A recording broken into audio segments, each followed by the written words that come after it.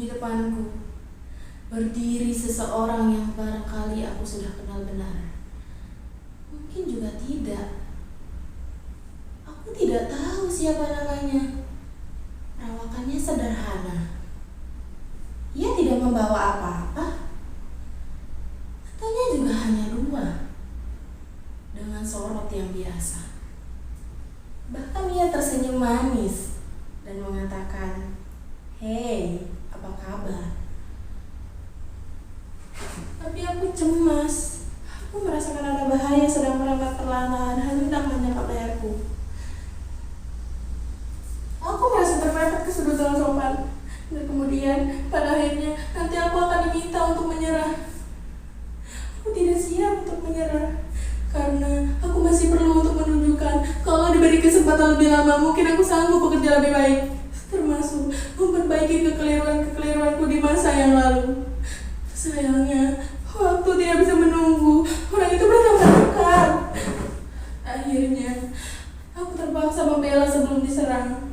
Aku memanggil, "Ya Allah, apa yang harus aku ambil?" Di sana hanya ada sebuah kursi. Kursi itu terpaksa aku angkat. Aku lemparkan kursi itu ke arah orang itu. Karena tepat, muka langsung terluka. Darah menetes dari dahinya masuk ke dalam matanya. Matanya itu terpejam, lalu darah tergelincir ke atas pipi. Pipi dan bercampur dengan air mata. Tetapi langkahnya tetap diayunkan menghampiriku. Aku jadi panik. Aku berteriak minta tolong. Panik. Aku dapat telepon untuk memanggil polisi. Tetapi ada orang bicara terus-menerus di dalam telepon. Dengan dongkol, telepon itu aku lemparkan ke mukanya. Tepat mengenai hidung orang itu. Hidung itu luka. Lalu darah menetes dari hidung masuk ke dalam mulutnya. Mulut itu bergerak. Lalu dia meludah. Dahak yang kental. Aku mundur. Aku merapat ke tembok. Dia mulai mendesak. Aku beringsut ke sudut. Kemudian aku mencoba memukul, menendang, menggigit. Aku kalah. Aku ngamuk. Aku tidak melihat apa-apa lagi. Dia sudah terlalu dekat. Dia sudah terlalu dekat. Baunya terasa.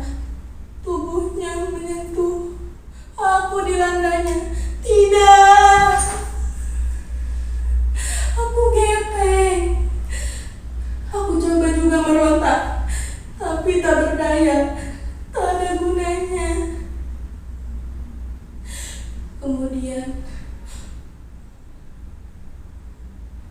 orang itu masuk ke dalam tubuhku.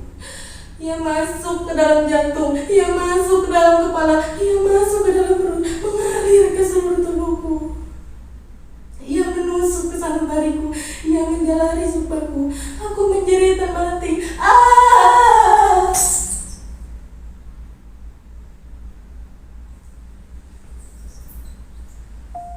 Lalu tiba-tiba saja aku merasa bahwa sebenarnya aku kenal betul siapa orang itu.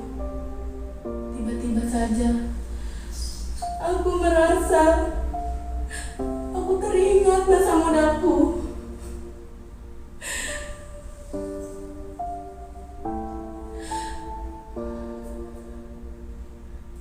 Aku yakin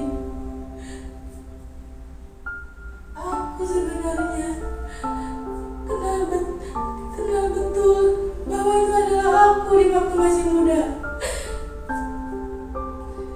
Setelah aku yakin bahwa orang itu adalah aku, diriku sendiri, aku keluar lagi. Tapi sekarang aku melihat orang itu menjauh. Hanya punggungnya yang tidak saja nampak.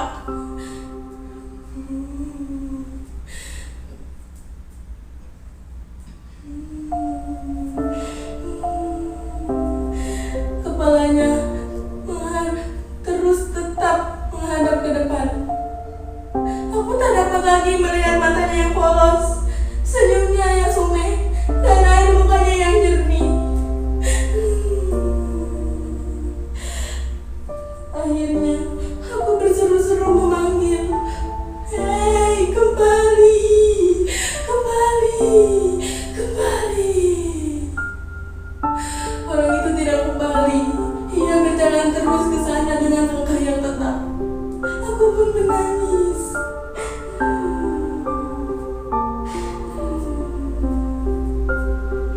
merasa bahwa aku kehilangan seorang kawan yang tadinya aku kira musuh.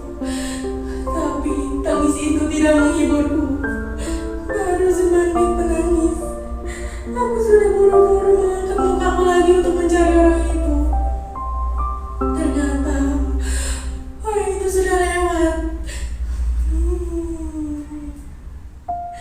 Aku hanya bisa termenung. Aku mendengar suara lonceng gereja. Dan kini aku yakin bahwa aku setelah melewati satu generasiku. Jakarta, 25 November 1978.